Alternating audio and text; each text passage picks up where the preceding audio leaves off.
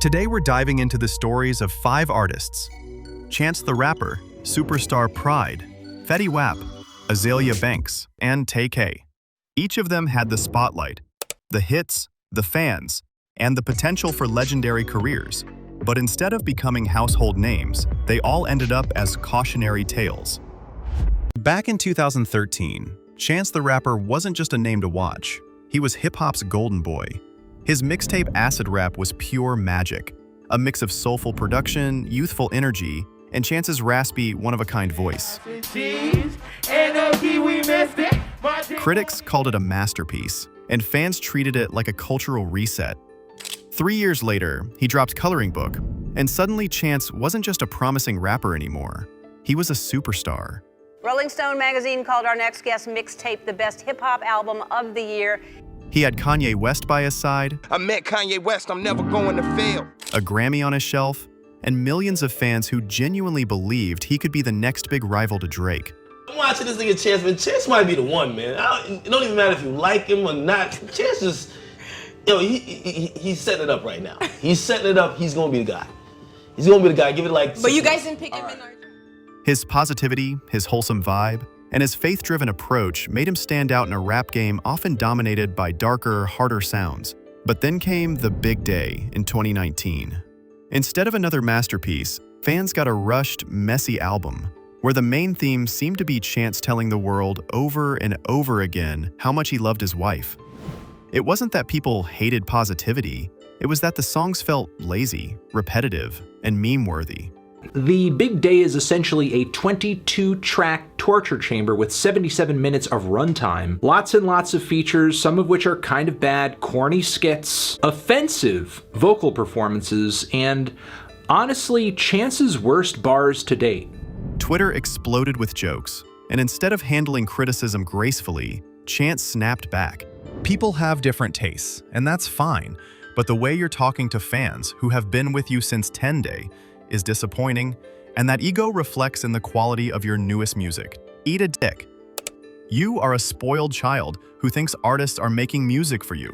I never intended for you to find or like anything I made. If I knew you existed, I would have tried my hardest to keep you from being able to enjoy it.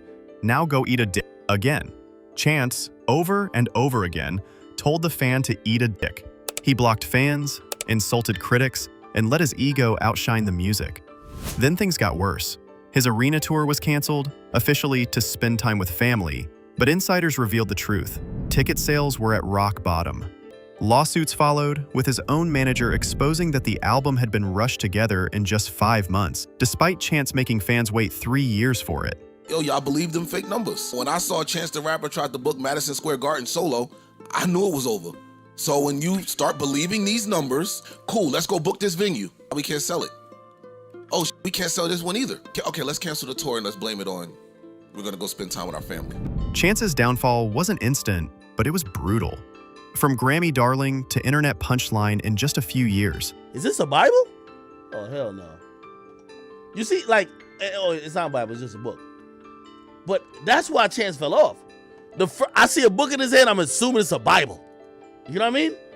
That's exactly why he fell off. But if Chance stumbled because of ego and bad execution, our next artist went from viral sensation to criminal headlines in record time. Superstar Pride's story is so unbelievable, it almost sounds made up. In early 2023, his song Painting Pictures exploded on TikTok. But here's the twist. It wasn't the music that caught people's attention at first, it was his haircut. Clips of his mullet-style cut went viral, spawning endless memes. People strapped ridiculous objects to their heads just to imitate him. One person even managed to tape an airplane to the back of their head. Suddenly, everyone was quoting the line, "Mama, don't worry." And mama, don't worry, you raised the gangster, I'm a survivor. And the track itself shot up the Billboard Hot 100, peaking at number 25. Spotify streams passed 200 million, YouTube views passed 50 million, and record labels rushed in with million-dollar offers. But then the ego hit. Superstar Pride turned down a $3 million deal, saying he wouldn't sign for anything less than $5 million. He wanted like $5 million from the label, And when they didn't give him $5 million, they were offering him $3 million. He's like, if it ain't $5 million, I'm not signing it. I'm like, what? A bold move for someone who had just broken out. And then, the shocking twist. Just weeks later, he was arrested and charged with murder. The victim?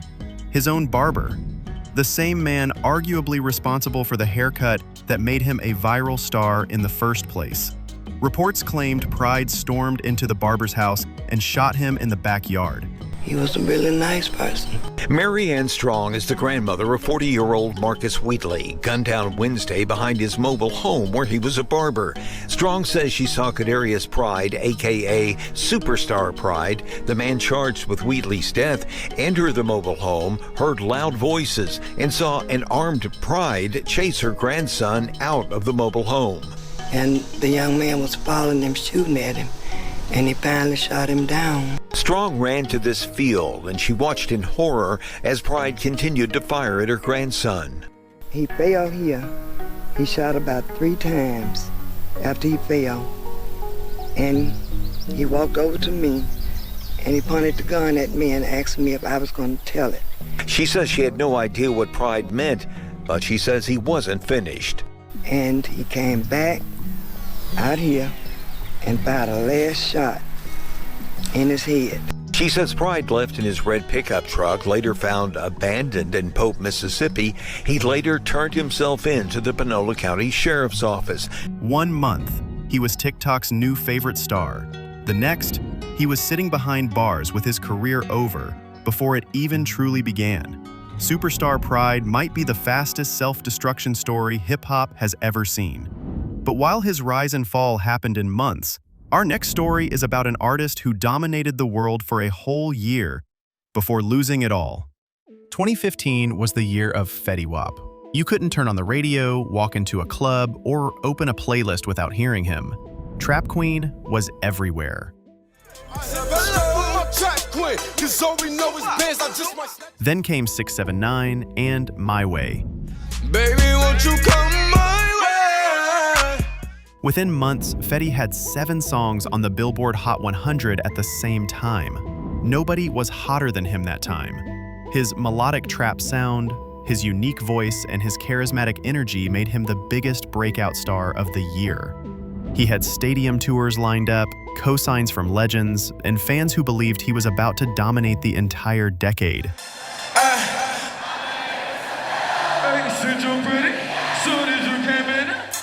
But the momentum slowed. His label failed to push him correctly, his team made poor decisions, and Fetty himself couldn't match the magic of that first run of hits. His debut album didn't land the way fans hoped, and over time, the name Fetty Wap stopped carrying the same weight. I know for a fact I was clearing 100,000 every day. Now, the day I woke up and I only made like 40,000, I'm like, some shit ain't right. You get what I'm saying? And I'm like, 40,000, 40,000, 40,000, 30,000. Hey, we want to book Fetty for 50,000. I'm like, what the fuck? Oh, okay. This is what time? This is the end of 2017. Okay. Continue. And I'm just like, all right, it's happening. I'm like, this where shit start getting dark. Then came the legal troubles. In 2021, Fetty was arrested for being part of a massive drug trafficking ring that moved heroin, cocaine, and fentanyl. It was a shocking fall from grace. It was during a music festival in the afternoon before he performed. He's one of 6 indicted for conspiracy to distribute more than 100 kilograms of controlled substances on Long Island and in New Jersey. And those arrested also include a New Jersey correction officer. Officials say Fetty Wap and others involved transported, distributed deadly and addictive drugs, including heroin and fentanyl on Long Island, deliberately contributing to the opioid epidemic. Yeah, so he got to do 5 at the bare minimum. Hasn't been sentenced yet. I would love to get inside of your mind space. This shit's simple. Fetty, go ahead. This shit's simple. You accumulate so much income when you're hot. And even though you're not hot anymore, that's still residual income that come in. You still do shows, you still got a face card, you still can touch money. But once you start realizing you don't have that same pull or leverage with your face card, you might not be broke to the average civilian, but to the top rapper or to who you used to be, boy, you're falling off. So a nigga could get a pub check, you know, if it depends on what you getting and how your shit coming. You know how that shit go when it comes to royalties or just doing a show. Just imagine, nigga go do 5, 6 shows. Fetty, I'm sure Fetty could still get 20,000 a show. But that ain't enough for the lifestyle he created.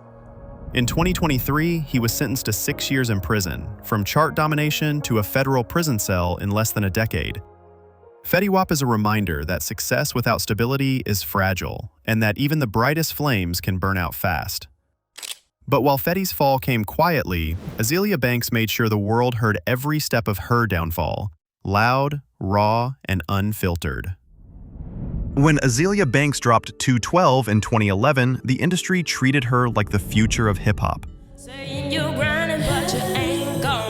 Her flow was electric, her creativity undeniable, and her attitude gave her a dangerous edge. Critics praised her as the next big star, someone who could push female rap into new territory. But instead of following up with consistent music, Azealia focused on chaos. Twitter became her stage, and every day brought a new feud.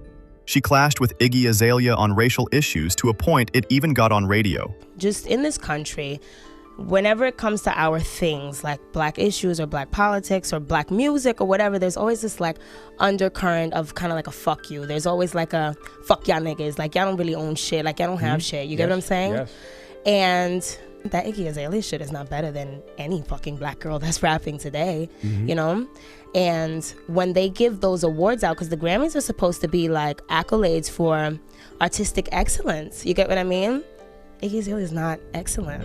This didn't set well with Iggy Azalea, who issued a special message for Banks on Twitter. There are many black artists succeeding in all genres. The reason you haven't is because of your piss-poor attitude, your inability to be responsible for your own mistakes, bullying others, the inability to be humble or have self-control. It's you. You created your own unfortunate situation by being a bigot and don't have the mental capacity to realize yet. She also had a beef with Nicki Minaj, which they later reconciled on Instagram. Zayn Malik, Elon Musk, and even Beyoncé. She insulted fans, attacked journalists, and turned every relationship in the industry into a battlefield. She's got a bad Her music became overshadowed by her controversies. Labels dropped her, festivals stopped booking her, and social media platforms even suspended her accounts multiple times. For every moment she went viral for talent, she went viral 10 times over for something outrageous she said online. Today, Azealia is remembered more for her drama than for her art. A career that should have been legendary was lost to feuds, rants, and self-destruction. But if Azalea's downfall came from words, our final artist came from actions so extreme that his music became evidence in a courtroom. In 2016, a 16-year-old rapper named tay-k was placed on house arrest after a robbery gone wrong that left someone dead. Instead of waiting for his trial, he cut off his ankle monitor and hit the streets. But here's the insane part. He turned being a fugitive into his brand. He tweeted about being on the run, posed in front of his own wanted posters, and then dropped a song called The Race. The track was basically a confession, bragging about dodging the police and living recklessly. And fans ate it up. The Race went viral, racking up hundreds of millions of views, landing on the Billboard Hot 100 and making tay-k a star. For a moment, it seemed like crime really did pay, at least in clout. But reality doesn't play by streaming numbers. tay-k was caught, tried, and in 2019 sentenced to 55 years in prison for murder and multiple counts of aggravated robbery. He went from a teenager with the world's attention to spending the majority of his life behind bars. His story is the darkest kind of irony. The very crimes that made him famous are the same ones that ensured he'll never enjoy that fame again. From Chance the Rapper's ego to Superstar Pride's shocking arrest, from Fetty Wap's prison sentence to Azealia Banks' endless feuds, and tay-k's dangerous spiral, the theme is clear. Talent gets you in the door, but it doesn't guarantee you'll stay. Sometimes careers end with a flop album. Sometimes with a courtroom sentence. Sometimes with nothing more than a Twitter meltdown. But in the end, the story is the same. In rap, you can lose everything overnight. So here's the question. Which downfall shocked you the most? And do you think any of these artists still have a chance to bounce back? Let me know below in the comments. Thank you for watching. See you in the next episode.